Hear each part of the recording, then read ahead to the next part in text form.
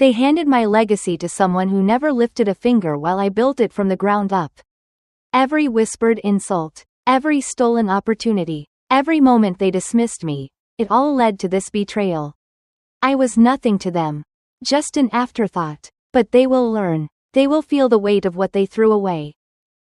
I always believed that hard work and loyalty would earn me a place in my family's legacy.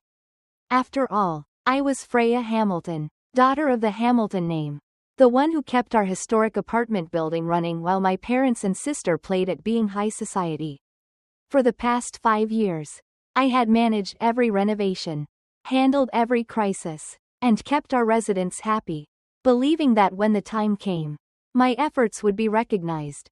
Instead, I stood outside the Hamilton, watching my younger sister, Camille, sip champagne on the balcony of her brand new penthouse, a penthouse that should have been shared between us. "Don't be upset, Freya," my mother said, resting a delicate hand on my arm. "We thought you'd be more comfortable on the ground floor. It suits your role better." The ground floor, a cramped, 500-square-foot studio next to the garbage room, with creaky pipes and a single window facing an alley. That was their generous gift to me. Meanwhile, Camille got the entire top floor, a wraparound balcony, and a multi-million-dollar renovation. I should have expected it. After all, in their eyes, I was never the Hamilton who mattered. But this time, I wasn't just going to accept it. This time, everything would change. The betrayal wasn't immediate, it sank in slowly, creeping into my bones like a winter chill. At first, I thought I had misunderstood. Maybe there had been a mistake, a miscommunication. But as I stood in my dingy ground floor studio, staring at the faded wallpaper and the warped parquet flooring, the truth became undeniable. This wasn't just an oversight. It was intentional. I climbed the stairs to the penthouse, the crown jewel of the Hamilton, where Camille lounged in a designer robe, sipping coffee from a porcelain cup. The floor-to-ceiling windows bathed her in golden light, making her look like royalty. And in a way, she was, because our parents had just handed her the kingdom while I was left to sweep the floors. "You like it?" Camille said, her voice dripping with amusement as she stretched out on the plush white sofa. "Mom and Dad really outdid themselves. Don't you think?" Rage coiled in my stomach. I had spent years keeping this building running, handling repairs, organizing finances, ensuring our historic landmark remained a thriving residence. And yet, the one who had done nothing but attend charity galas and post aesthetic apartment selfies was the one rewarded. "Why?" I demanded, my voice barely above a whisper. Camille sighed, setting down her cup with exaggerated patience. "You're always so dramatic, Freya. The penthouse was never meant for you. You're good at, managing things. But I'm the face of the Hamilton. I have connections. I can bring in the right people." I turned to my parents, begging for some kind of explanation. But my father simply folded his newspaper and said, "It's what's best for the family." For the family. The same family that had just erased me from our legacy. A hollow laugh bubbled up in my throat. But I swallowed it down. They thought I'd accept this. They thought I'd just swallow the betrayal and keep playing the role they assigned me. They had no idea what was coming. The thing about betrayal is that it doesn't just sting, it reshapes you.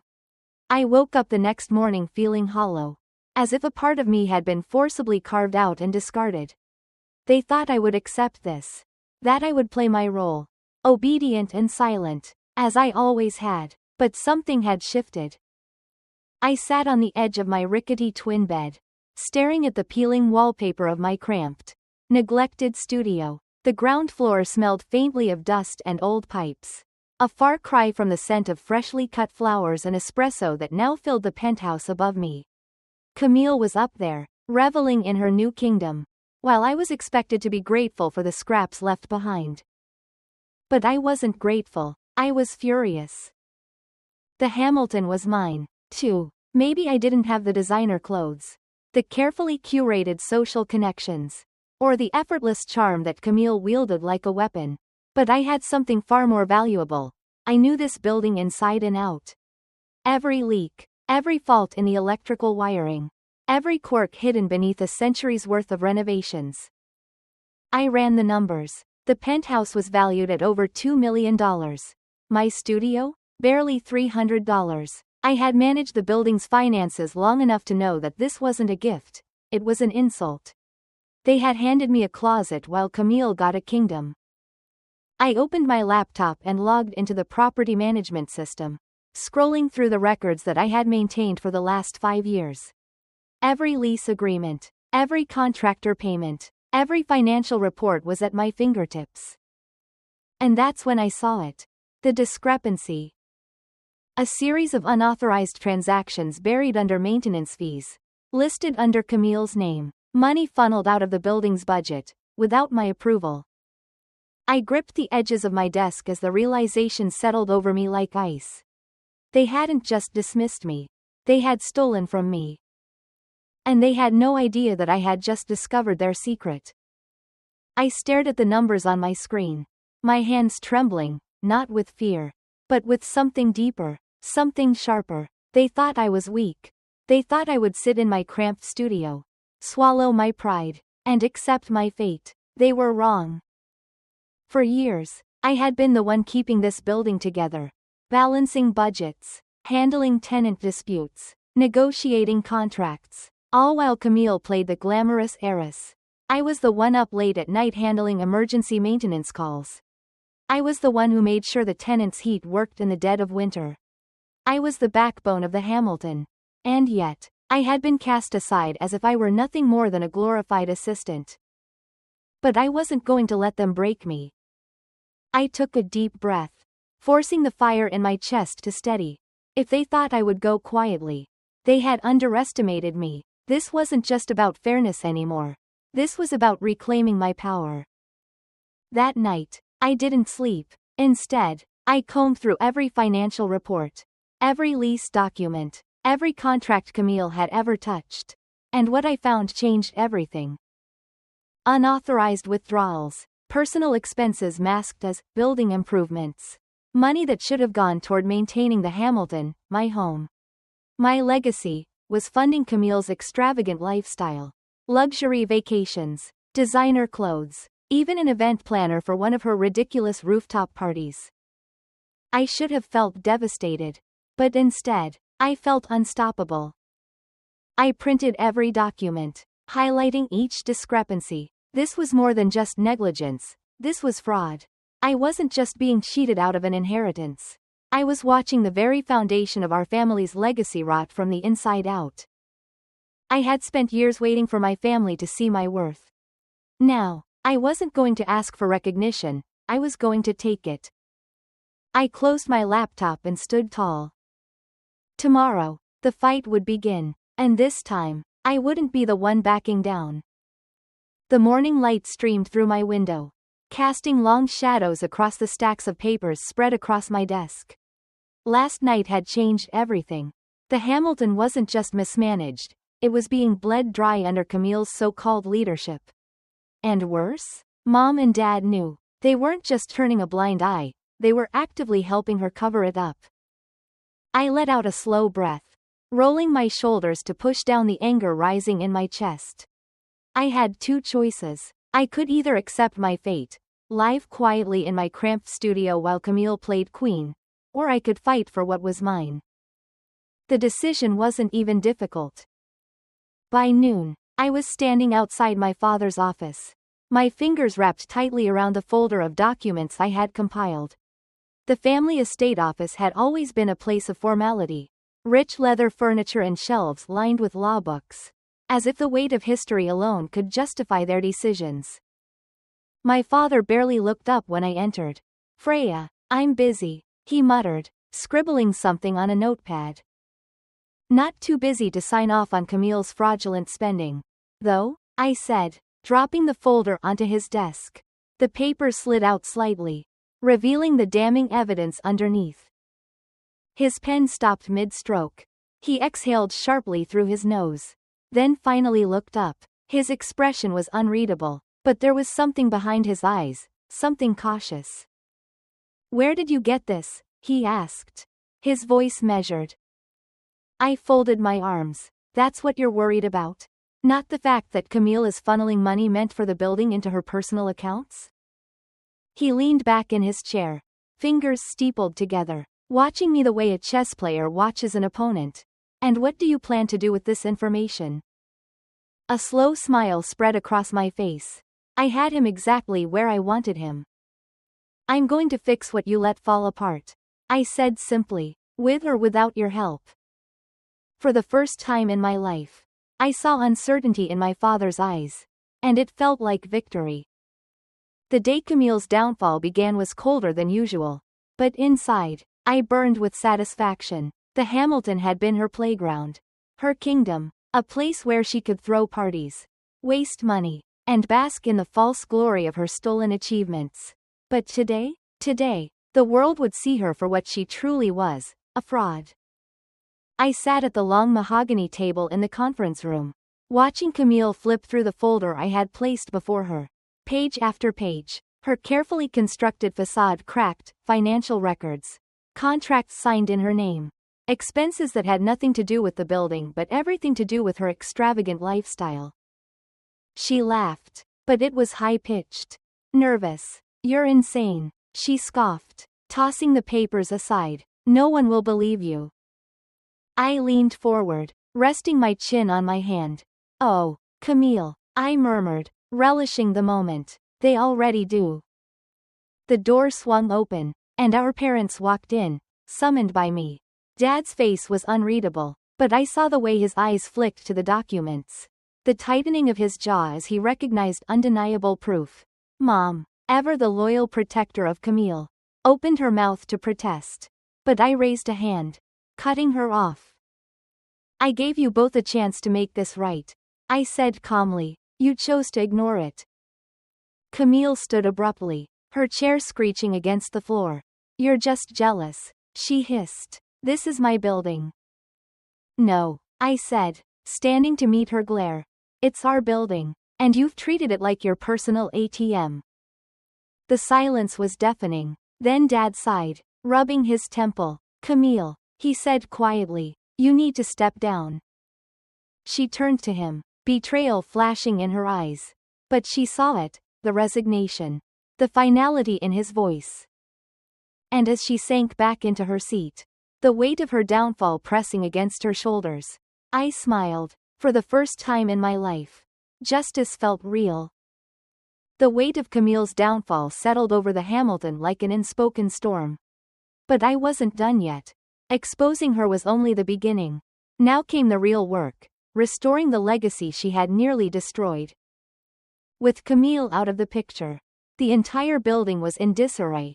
Contractors who had been bribed into cutting corners left unfinished renovations.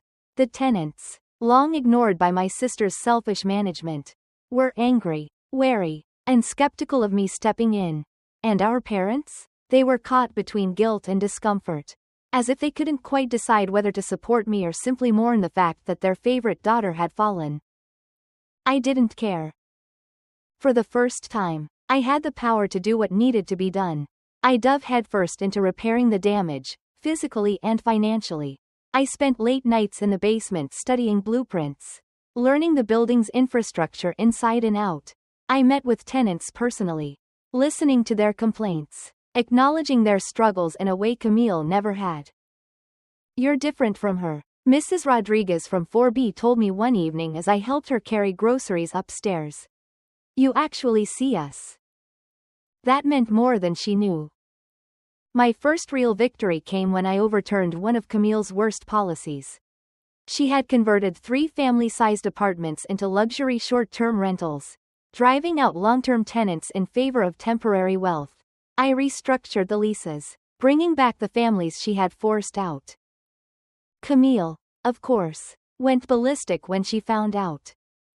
You can't just undo my work, she shrieked over the phone. I let the silence stretch, then said, calmly, firmly, mercilessly, that's exactly what I'm doing. And I hung up. With every lease I re-signed, every hallway I personally oversaw being restored, the Hamilton started to feel alive again. For the first time, it wasn't just a building. It was a home. And I would fight like hell to make sure it stayed that way. For the first time in my life, I wasn't waiting for permission. I wasn't asking for approval. Wasn't hoping for validation that would never come. I was in control. The Hamilton was mine now, not in name. Not in some official deed. But in the ways that truly mattered. I was rebuilding it, protecting it, shaping it into what it was always meant to be. And with every decision I made, I was carving out a space for myself in a world that had always tried to push me aside. The changes I implemented weren't just about undoing Camille's damage. They were about taking ownership. About claiming something no one had ever handed me. I brought in real preservation experts, ensuring that every restoration honored the building's original design. No more cheap modernizations. No more gutting history for the sake of trends. The Hamilton was a landmark. A legacy. And I was making damn sure it stayed that way. And I wasn't just preserving bricks and marble. I was reclaiming my own worth. I stopped dressing the way Camille expected me to. No more muted colors. No more understated professionalism. I wore what made me feel powerful, deep. Confident shades. Sharp lines. Bold accents. I stopped waiting to be invited to the conversations that shaped my future. Instead, I took my seat at the table and spoke without hesitation. And when my parents called, when they hesitantly reached out, uncertain, wary of my newfound strength, I didn't crumble. I didn't rush to prove myself. I listened, and when they fumbled for words, unsure how to navigate this new version of me, I let them. I wasn't seeking their approval anymore. I didn't need it. Because I had finally learned what real independence felt like. Not just financial freedom, not just ownership of my decisions, but the unshakable knowledge that I was capable, worthy, and unstoppable. I had spent years managing the Hamilton. Now, I was leading it. And there was no one left to stand in my way. The deeper I dug into the Hamilton's archives, the clearer the truth became. My family had spent decades erasing history. Not just the buildings, but my great-grandmother's, my own. Everything that didn't fit their narrative had been swept under the rug. For weeks, I'd spent late nights in Elizabeth Hamilton's old office, piecing together the fragments of a story my family never wanted told. And then, I found it, the missing puzzle piece. A letter, Elizabeth's final plea to protect the Hamilton from the very fate my parents had planned. It was addressed to her future descendants. A warning that the building was more than just stone and mortar. It was a vision, a legacy meant to be protected, not sold off to the highest bidder. The ink was faded, the edges of the paper worn with time, but its message was clear as day. I sat back in my chair, heart pounding. I had proof that everything Camille was trying to do was a direct betrayal of the woman who built this place. The next morning, I walked into my parents' office and dropped the letter on their desk. "What is this?" My father frowned, picking it up. "Read it," I said, voice steady. My mother barely made it halfway before she gasped. I watched the color drain from their faces as the weight of the truth settled in. "Where did you find this?" my father finally asked. "In the Hamilton," I replied. "The building you tried to gut. The one you almost let Camille destroy." Silence stretched between us. Then, my mother looked at me. Her voice barely a whisper. "What do you want?" I met her gaze without hesitation. "I want control. Full control." My father exhaled, rubbing his temples. My mother stared at me like she was seeing me for the first time. Because for the first time, I wasn't asking. I was telling them how things were going to be. And they knew, there was no fighting me now. The irony was almost too much to bear. After years of being cast aside, of watching my family manipulate history for their own gain, it all came crashing down in the most spectacular way. And I didn't even have to lift a finger, they did it to themselves. The day of the big investors' gala, the one Camille had been planning for months, was supposed to be her grand moment. She had spent weeks parading around the Hamilton as if it were her personal empire.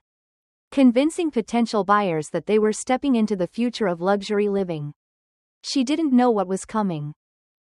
As the event began, I stood at the back of the lavishly decorated ballroom, waiting, watching. My parents and Camille smiled through their speeches, making promises they had no right to make. Investors nodded along, intrigued. It was all going according to plan. Until the emails dropped. A carefully timed document leak. Every deal my parents had made behind closed doors. Every shady backroom agreement Camille had orchestrated to fast-track the modernization project, exposed. 100 phones buzzed at once. Murmurs spread through the crowd like wildfire. One investor stepped forward, then another. Their voices cut through the carefully rehearsed speeches with sharp questions. Accusations. Is it true that the Hamiltons' historical status was deliberately falsified? Did you lie about the tenant buyouts? How do you explain these financial discrepancies? My parents paled. Camille's smile wavered. She reached for the microphone. But the damage was already done. Then, the final blow, Professor Martinez, standing among the crowd, stepped forward. Perhaps you'd like to comment on these original blueprints, she said, holding up a folder that contained the real history of the Hamilton. Not the polished lie Camille had sold them. I watched, arms crossed, as everything they had built on deception collapsed around them. Investors walked out. The board called for an emergency meeting. Camille's reputation, my parents' credibility, all of it, gone in an instant. And as I turned to leave, I didn't even spare them a second glance. Because justice had finally been served, and I had better things to do. The days following the investors' gala felt like the slow unraveling of an empire built on paper and lies. My parents, once so certain of their control, found themselves shut out of their own game. Camille, always the golden child, had lost her shine. The investors pulled their funds. The renovation contracts dissolved, and the board of trustees called for an internal investigation. The Hamilton, once a symbol of power they wielded so carelessly, was no longer theirs to manipulate. For the first time, I felt the weight of their expectations lift off my shoulders. I had spent my entire life trying to prove myself in a family that had already decided I was insignificant. But now they were the ones struggling to hold on. The very thing they had dismissed, legacy, history, truth, had come back to dismantle them. Camille tried to recover, of course. She made desperate calls to investors, attempted to shift the blame, even released a carefully worded statement about how unforeseen complications had caused a temporary delay in the project. But no one was fooled. The press had already picked up on the real story. The forgotten architect, the deception, the manipulation. Even their closest allies and the social circles they cherished were beginning to distance themselves. And me? I had work to do. I stepped into the Hamilton's lobby one morning to find something surprising, residents smiling, chatting, hopeful, no longer in fear of eviction, no longer waiting for the next notice to arrive telling them they had to leave their home for the sake of progress. The renovations? Still happening, but on our terms, under my guidance, honoring the integrity of what Elizabeth Hamilton had built. The board offered me an official leadership role, not out of pity, not as an afterthought, but because I had earned it. I had proven what true stewardship looked like. I accepted. That night, I stood on the rooftop, looking out at the city, not as the overlooked daughter, not as the disposable one, but as the one who won. Standing on the rooftop of the Hamilton, the city lights stretched endlessly before me, a tapestry of opportunity woven with the glow of late-night ambition. This view used to belong to someone else. Someone who believed power was inherited, not earned. Now, it belonged to me, not as an inheritance, but as a victory. Months had passed since I revealed the truth, since I shattered the illusion my family had so carefully crafted. The Hamilton was no longer a playground for the privileged, it was a legacy restored. The renovation plans, once designed to erase its history, were now being guided by a different vision, one rooted in preservation, respect, and progress. Instead of luxury condos that would have displaced generations of residents, I spearheaded an initiative that honored the building's past while modernizing it in a way that didn't sacrifice its soul. The irony wasn't lost on me. My entire life, I had been told I wasn't capable of leading, that I wasn't meant to be in charge. Yet, here I was, standing at the helm, not because of my last name, but because I had fought for it. And I hadn't just won, I had rebuilt something greater. My family? They had faded into the background of a story they no longer controlled. My parents, stripped of their influence, were forced to step away from the Hamilton altogether. Camille, after failing to recover from her public disgrace, fled to Europe, reinventing herself in a place where no one knew the truth. She never apologized, not once. But that no longer mattered. I had stopped waiting for apologies that would never come. What mattered now was the future I was building. Under my leadership, the Hamilton became more than just a landmark. It became a movement. Historians, architects, and community leaders joined forces to ensure that its restoration set a precedent, one where history and progress could coexist rather than collide. New projects were inspired by what we had done, and soon, similar preservation efforts were popping up across the city. I had spent so long believing my place was in the shadows, playing the role of the overlooked daughter, the afterthought, the one expected to accept less. But stepping into my power? It was intoxicating, no longer being questioned, no longer having to prove myself to people who had never truly seen me. This was the freedom I had been searching for all along. At the reopening ceremony, I stood before a crowd gathered in the Hamilton's newly restored courtyard. Investors, historians, longtime residents, and future generations all waited for me to speak. For the first time in my life, I wasn't just a footnote in someone else's story. I was the author. This building was always more than just a property. I began, my voice steady, strong. It was a dream, a promise, a legacy, and today, that legacy stands stronger than ever, not because of power or wealth, but because of the people who believed in something greater than themselves. The applause that followed wasn't just for me, it was for all of us. That night, I walked through the Hamilton, its walls no longer whispering forgotten stories, but singing with life, with hope, with a future reclaimed. I had won, but more importantly, I had built something that would last.